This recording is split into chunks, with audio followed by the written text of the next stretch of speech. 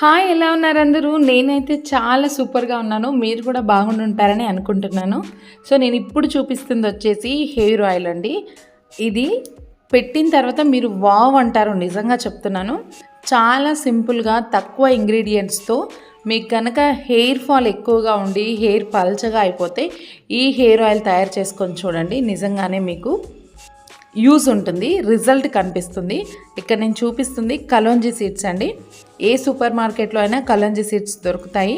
So kalonji seeds, తర్వాత మెంతులు, చిన్న ఉల్లిపాయలు, లేదు అంటే పెద్ద ఉల్లిపాయ అయినా సల్ఫర్ ఎక్కువగా ఉన్న ఉల్లిపాయలు తీసుకుంటే బాగా బెనిఫిట్ ఉంటుంది. తర్వాత పారాషూట్ ఆయిల్ 200 ml డబ్బా తీసుకున్నాను నేను.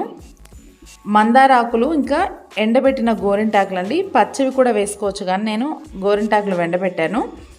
తర్వాత ఒక బాండి పెట్టి దాన్ని లైట్గా వేడయ్యాక మొత్తం 200 ml కోకోనట్ ఆయిల్ మొత్తం దాంట్లో పోసేసాను.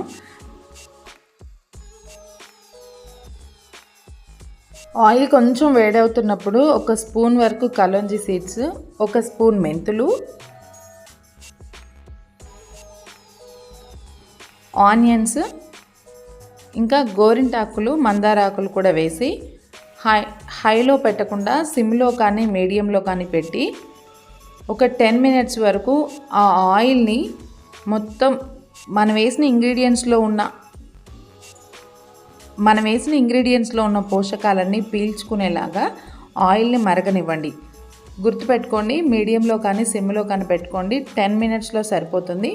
ఇప్పుడు చూడండి, ఆనియన్స్ మొత్తం ఇలాగా వాటర్ అంతా పోయి డ్రైగా అయిపోయినట్టుగా అయితే మీకు ఆయిల్ రెడీ అయిపోయినట్టే. మందారాకులు, గోరింటాకులు కూడా మొత్తము ఎండిపోయినట్టుగా మొత్తము వడబడిపోయాయి కదా ఆయిల్లో. సో ఈ పార్ట్లో మనము స్టవ్ ఆపేసేసుకోవాలి. వేడిగా ఉన్న ఆయిల్ని మాత్రం ఒక 15 minutes వరకు ఫ్యాన్ గాలికి అలా ఆరబెట్టండి. అంటే కొద్దిగా గోరువెచ్చగా ఉంటే మంచిదే, కానీ మరీ వేడిగా ఉండకుండా చూసుకోండి. సో ఫ్యాన్ గాలి కింద ఆరబెట్టిన తర్వాత ఇప్పుడు ఒక వైట్ క్లాత్ తీసుకొని దాంట్లో కలోంజీ సీడ్స్, మెంతులు ఉండనివ్వండి ఆయిల్లో. నేనైతే అవి అలాగే ఉంచి స్టోర్ చేసుకున్నాను ఆయిల్ని. సో ఇప్పుడు ఆకులు, ఆనియన్స్ తీసేసి ఇప్పుడు అదంతా వేస్ట్ అవ్వకుండా నేను మొత్తం దాన్ని పిండేశాను. పిండితే దాంట్లోంచి వచ్చిన ఆయిల్ ఎంత మంచి స్మెల్ వస్తుంది తెలుసా, మంచిగా అనిపిస్తుంది అన్నమాట. తర్వాత ఒక గ్లాస్ జార్ తీసుకొని దాంట్లో ఆయిల్ స్టోర్ చేసి పెట్టుకోండి. మీకు కావాల్సినప్పుడు హెయిర్కి మంచిగా మసాజ్ చేసుకోవాలి. అట్లీస్ట్ 5 to 10 minutes మసాజ్ చేసుకుంటేనే మనం హెయిర్ ఆయిల్ మనం ఏదైతే హెయిర్కి అప్లై చేస్తున్నామో అది బాగా పడుతుందండి. స్కాల్ఫ్కి బాగా పట్టిన తర్వాత ఎడ్జెస్ వరకు మొత్తం హెయిర్ అప్లై చేసుకోండి. అట్లీస్ట్ 2 hours ఉంచుకోండి హెయిర్ మీద. తర్వాత తలస్నానం చేయండి.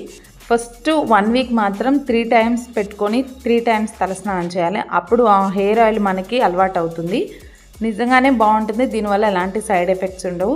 నాకు యూజ్ అయింది, మీకు కూడా అవుతుందని చెప్పి నేను ఈ వీడియో చేస్తున్నాను.